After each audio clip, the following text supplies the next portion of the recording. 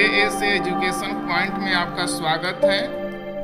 Video शुरू करने से पहले चैनल को सब्सक्राइब करें, लाइक करें एवं बेल आइकन प्रेस करें। आज का टॉपिक है जल संसाधन। इसके अंतर्गत हम लोग 10 प्रश्न देखेंगे। प्रश्न संख्या 1, पृथ्वी की सतह के कुल क्षेत्रफल के लगभग कितना प्रतिशत भाग पर जल का विस्तार है? यानी पृथ्वी का जितना क्षेत्रफल है उसके कितने भाग पर जल का विस्तार है? Option A 29%, option B 50%, option C 71%, option D 90%। अब आपका समय शुरू होता है।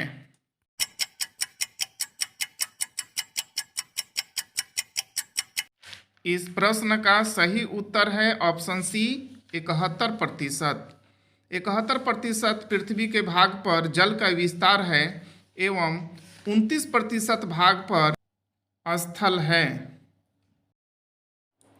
प्रश्न संख्या 2, निम्न में से कौन सा जल अलवणीय नहीं है? अलवणीय मीन्स मीठा नहीं है। ऑप्शन ए सतही अपवाह जल, ऑप्शन बी भौम जल, ऑप्शन सी महासागरीय जल, ऑप्शन डी इनमें से कोई नहीं। आपका समय शुरू होता है अब।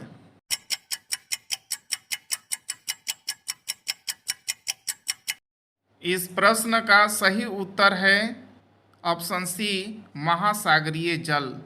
ऑप्शन ए में दिया है सतही अपवाह जल जो मीठा होता है। पृथ्वी के सतह के ऊपर जैसे नदी, तालाब, झील, झरना इत्यादि होते हैं उसमें सतही अपवाह जल होता है। ऑप्शन बी है भौम जल यानी कि अंडरग्राउंड वाटर जो भूमि के अंदर होता है। ऑप्शन सी इसका राइट आंसर है। प्रश्न संख्या 3, जल निम्न में से किस प्रकार के संसाधन हैं? ऑप्शन ए नवीकरणीय, ऑप्शन बी अनवीकरणीय, ऑप्शन सी कृत्रिम, ऑप्शन डी इनमें से कोई नहीं। आपका समय शुरू होता है अब।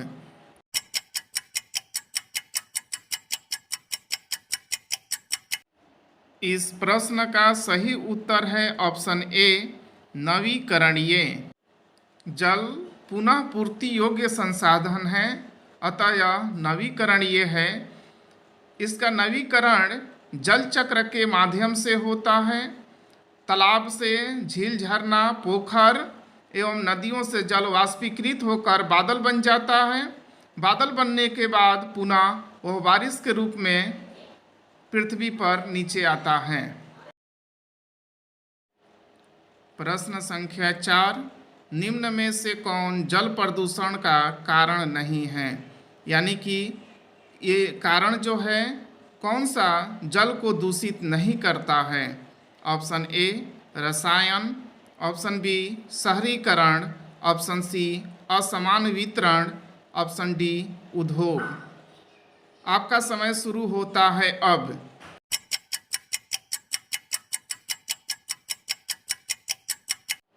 इस प्रश्न का सही उत्तर है ऑप्शन सी असमान वितरण।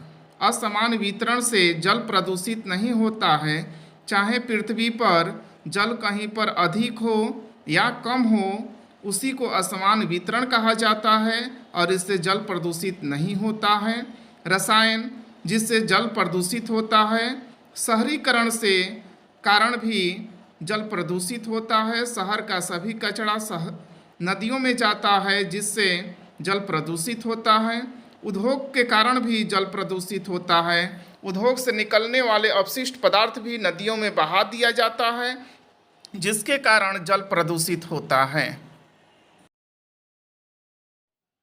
प्रश्न संख्या 5, भारत में कुल विद्युत का लगभग कितना प्रतिशत जल विद्युत से प्राप्त होता है?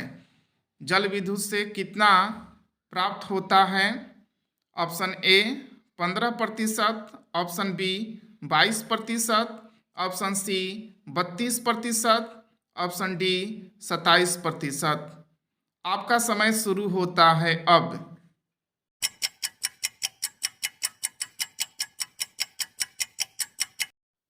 इस प्रश्न का सही उत्तर है ऑप्शन बी 22%। 22% विद्युत जल विद्युत से प्राप्त होता है। भारत में विद्युत की प्राप्ति कई स्रोतों से होती है, जिसमें जल विद्युत, ताप विद्युत, परमाणु विद्युत, सौर ऊर्जा से, पवन विद्युत। तो इनमें से जल से प्राप्त विद्युत का मात्रा 22% है। नदियों पर बांध बनाकर उससे टरबाइन चलाया जाता है एवं जल विद्युत तैयार किया जाता है। प्रश्न संख्या 6, जल प्रदूषण का कारण कौन है? यहाँ कारण कौन है देखना है जल प्रदूषण का। ऑप्शन ए जनसंख्या वृद्धि, ऑप्शन बी नगरीकरण, ऑप्शन सी औद्योगिकीकरण, ऑप्शन डी इनमें से कोई नहीं। आपका समय शुरू होता है अब।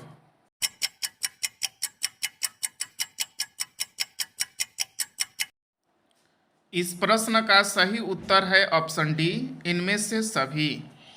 ऑप्शन ए में दिया है जनसंख्या वृद्धि। अधिक जनसंख्या के कारण आवश्यकताएं अधिक होगी और उसके पूर्ति करने के लिए अधिक संख्या में फैक्ट्रियां खुलेगी। इसके साथ साथ नगरीकरण का विकास होगा और नगरीकरण अधिक होगा, उसके कारण भी प्रदूषण होता है। ऑप्शन सी है औद्योगिकीकरण। इनके कारण भी जल प्रदूषित होता है। उद्योगों से निकलने वाला कचरा पानी में बहा दिया जाता है, जिससे जल प्रदूषण उत्पन्न होता है। प्रश्न संख्या 7, जब प्रत्येक व्यक्ति को प्रतिदिन 1000 घन मीटर से कम जल उपलब्ध हो तो जल की कमी कहलाता है। किसने कहा?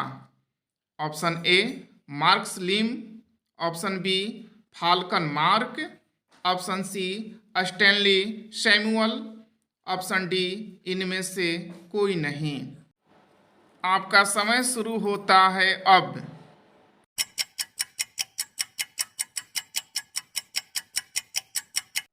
इस प्रश्न का सही उत्तर है option B Falcon Mark. Falcon Mark के अनुसार जब प्रत्येक व्यक्ति को प्रतिदिन 1000 घन मीटर से कम जल उपलब्ध हो तो जल की कमी कहलाता है। प्रश्न संख्या 8, अपने समय की सबसे बड़ी कृत्रिम भोपाल झील किस शताब्दी में बनाई गई?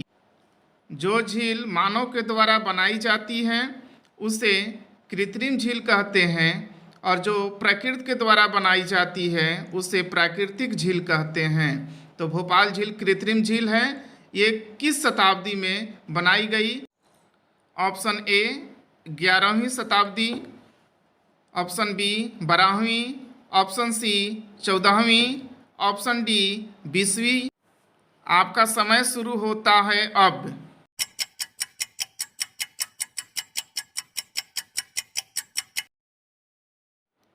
इस प्रश्न का सही उत्तर है ऑप्शन ए 11वीं शताब्दी। 11वीं शताब्दी में भोपाल झील बनाया गया। यह भोपाल झील है, 11वीं शताब्दी में बनाया गया। अपने समय का सबसे बड़ा कृत्रिम झील था।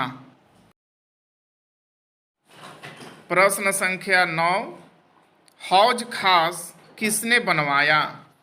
Option A Sher Shah Suri, option B Akbar, option C Iltutmish, option D Shah Jahan. आपका समय शुरू होता है अब।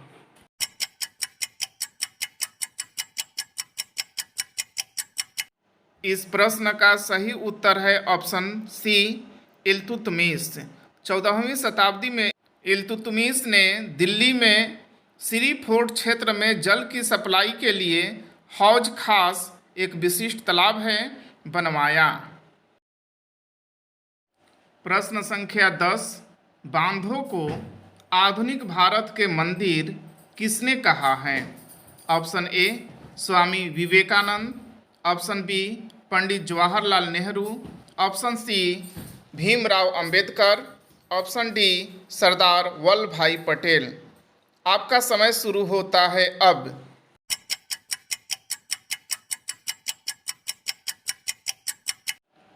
इस प्रश्न का सही उत्तर है ऑप्शन बी पंडित जवाहरलाल नेहरू।